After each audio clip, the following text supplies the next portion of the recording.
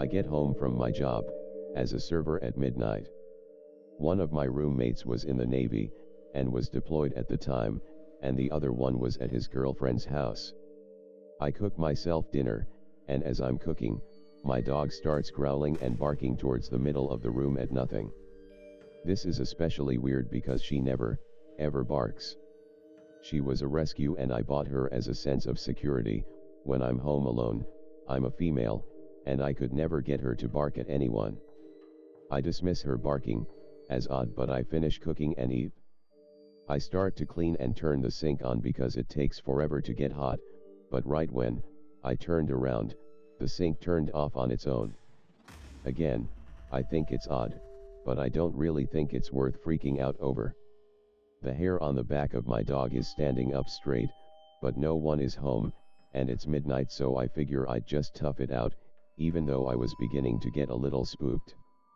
After cleaning, I go in the bathroom and sit on the sink to pluck my eyebrows. My bathroom was small, with the sink immediately to your right as you enter, with the toilet next to it, bathtub at the end, and toilet paper dispenser directly across the toilet.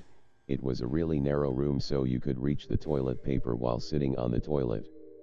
So the way I was sitting, the toilet paper dispenser was behind me.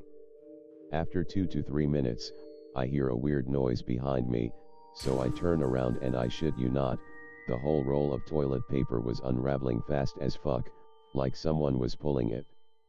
I noped the fuck out of that bathroom. The door was closed and it had no windows, so it couldn't have been a breeze. I put a leash on my dog and ran out of that apartment faster than Usain Bolt. By the time this happened, it was already around 2 a.m. None of my friends were awake, so I spent the night sitting outside of the door to my apartment. When I went back in the next morning, the whole roll of toilet paper was on the ground, and the roll was probably 3,4 full. I'm talking about a good 5 to 10 meters of toilet paper. After that day I never had an odd experience, quite like that one ever again, but one of my roommates did mention that a few times he'd come home, and find every door and cabinet in the place open, when he'd specifically remembered closing them, and leaving them that way when he left. This was when I was on vacation out of state and our other roommate was still deployed. Okay, this may take a bit of doing, so bear with me. It was in an army base Soest, West Germany. A still, dark, autumn evening, must have been warm because it was the kind of temperature you don't notice. Me 13 and a mate 15, just dossing around before I had to go in. Behind the flats where we live was a green area with a play area. Only one street light, so it was very dark compared to our street, and the well-lit main route through the camp, which was about 80 to 100 meters away from where walking. No traffic, nothing. It was never busy, and this was on a weekend evening, so literally, no traffic and no one out and about, as far as we could tell. Which suited two teenagers just fine. This is important. So, we're heading between our respective blocks of flats, and into the darkened park area. And we stopped dead. On the main road, moving right to left, was a figure. Vaguely person-shaped, but undulating, and waving like cloth underwater. It glided along the middle of the road. Based on what it obscured behind it as it moved, I'd estimate it to be between 8 to 10 foot. But at the very least, it was larger than average man size. This shape, this thing, was not walking. There was none of the slight up and down motion of walking. It just glided, smoothly, at a fast walking pace, I'd guess. And it was black. Not someone wearing black clothes black. It was a hole cut into the night. No reflections, no shadows, or shades. Just blackness. It seemed like a lifetime, as I soaked this detail up. In reality, it couldn't have been more than 2 or 3 seconds. I whispered, breathed, "Do you see that?" My friend, in a whisper, replied, "Yes." And the fucking thing changed direction. Towards us. The last image I have, before we broke and ran, was of it rising up as it came over the curb. This is what makes it real for me. This is something that had mass, that obeyed at least something of the physical world. It moved from the brightly lit road into the same darkness in which we stood. We broke and ran for our lives. Back onto our street, and into my mate's block. The fucker then bolted back to his own home, leaving me wondering how the hell I was going to get to my block. After a while, the fear of the repercussions from my dad, for being late in overrode my fear of what might be out there, in the night. So I ran, eyes straight ahead, the 10 or so meters to my own front door. I was in too much trouble for being late to ever say anything when I got home. Sometimes, when I'm walking and the night is warm and still and quiet, I think about it, and I wonder what I'd do if I ever saw it again. Run away? Or face it down and maybe solve a 30-year-old mystery? Honestly, I just don't know. I'm not usually one that believes in the paranormal, but this made me question everything. My girlfriend had always told me, her house was haunted. I'd always hear creaks, and stuff upstairs, and the occasional footstep, but I always played it off as normal house noises, until one night in August of this year. We were downstairs watching TV, like usual, about to go to bed, when we both got a very weird feeling almost simultaneously. She gave me a weird look, and I didn't think anything of it, so we went to bed. After a few minutes of her on Twitter and me on Reddit, we put our phones down and roll over to go to sleep. Then we both heard the words "good night" in a child's voice. Doesn't seem too strange, right? Well, considering there weren't children in the house, we both looked at each other like, why would you say good night like that? Then we realized neither of us had said it, and we left her room fairly quickly.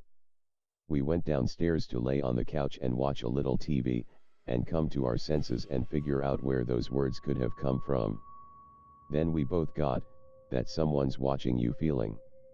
Not like, oh, that dude over there has been staring at me, but as something will not take their eyes off me, no matter what I do feeling.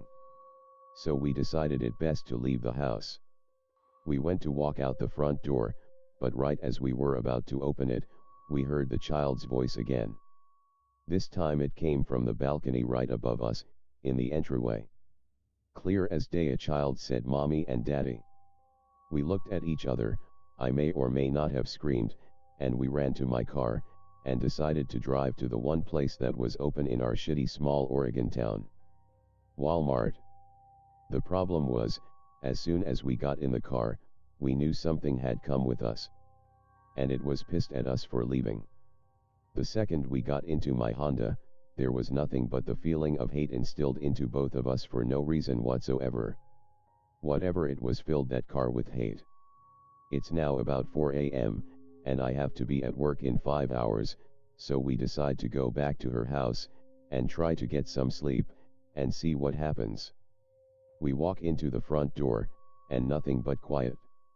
We walk up the stairs, turn right, and suddenly it sounds like a dog is growling from her upstairs bathroom.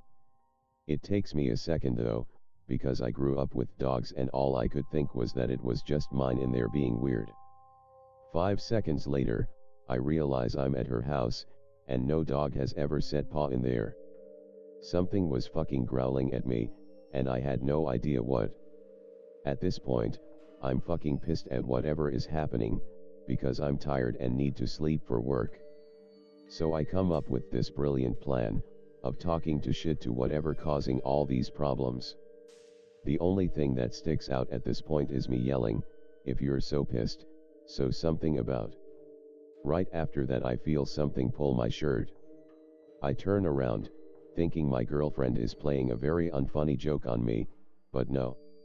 She was still downstairs. Something pulled my shirt. After that, I decided it was time to leave for the night. At 6 a.m., we get in my car and drive to my mom's house. That car ride was much less hate-filled, and all the bad feelings were gone for a while. I went to work, while my girlfriend slept at my mom's place, and when I got off we went back to her house to check things. Everything seemed fine, except for the one picture of us she had hanging on her wall. It was knocked to the ground like something out of a fucking horror movie. But she was too exhausted to care about my safety at that point, and I was so tired, I was willing to let whatever was there kill just so I could get some rest. 2 weeks later, we moved out, and haven't had any problems since. I never believed in the paranormal at all, until this happened. I still question it. My brain thinks there has to be a logical explanation to all of it, and I'm sure there is, but I know she believes, and a piece of me believes that there's something else in that house. So this was several years ago, when I was a total deadbeat, and lived with my then girlfriend's parents. They had a tri-level house, with the basement that contained our living space, and my girlfriend and I's bedroom. Upstairs was the living space for everyone else, the dining room, and kitchen. The third level had the master bedroom, and 2 additional bedrooms for my girlfriend's sisters. I was home alone one night, with her parents off with friends, my girlfriend at a friend's, and her sisters were at an all-night church thing. I elected to stay home and play WoW all night. Where my computer and desk sat, right above my head, was an AC vent. Often, I could hear her sister playing in her room, from that vent. I was leveling my paladin, or something when I heard laughing and giggling, coming from the vent. Nobody was supposed to be home, so my heart picked up. I glanced at the clock on my computer, and it read 1:36 a.m. I remember this all very distinctly. I went to go investigate, and headed upstairs. The way the landing sits is at the top of those stairs. You can turn left and either go upstairs, or go into the kitchen. I climbed the second set of stairs, and opened the first door on the left, which was her young sister's room, which is directly above the basement. Inside, I used the light of my phone to illuminate, as best I could. I saw a small figure, what I assumed was a small girl, wrapped in a white sheet, in the center of the room. Cue pants shitting. This figure, this young girl, stops playing with the dolls, and slowly looks at me. It let out the most ear-shattering scream you can imagine. My skin crawls just thinking about it, and my chest tightens just remembering it. I wish I could tell you what transpired, but I remember waking up at the bottom of the landing, right next to the door of the kitchen. I stumbled into the kitchen to get a drink of water, and contemplate what the fuck just happened. I glanced at the clock on the microwave. The clock read 4:46 a.m. We never found the sheet the next day, but the dolls the figure was playing with were sitting in the middle of the room, away from the toy chest which they were inside of, that afternoon when she cleaned her room, which is across the room. I hope you like this video. For more content, please like and subscribe.